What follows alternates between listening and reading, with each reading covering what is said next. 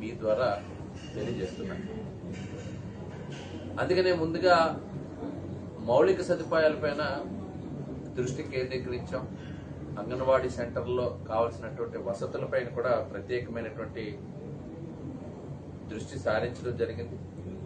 రాష్ట్ర వ్యాప్తంగా ఉండేటువంటి అన్ని సెంటర్లలో తాగునీటి సౌకర్యాలు కావచ్చు, మరుగుదొడ్ల నిర్మాణానికి కావచ్చు, ఒక్కొక్క కేంద్రానికి ప్రత్యేకంగా కూడా నిధులు కేటాయించడం, సుమారు 86 కోట్ల రూపాయలు వెచ్చించడం అనేటువంటి జరిగిందనేటువంటిది ఒకసారి గుర్తు చేస్తున్నాను.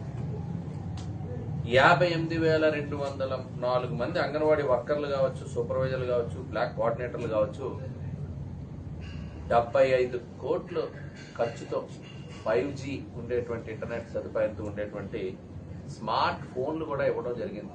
ఈరోజు దాని యొక్క యాక్టివిటీస్ దాని ద్వారా జరుగుతున్నాయి. ఇటీవల కాలంలో అందరికీ కూడా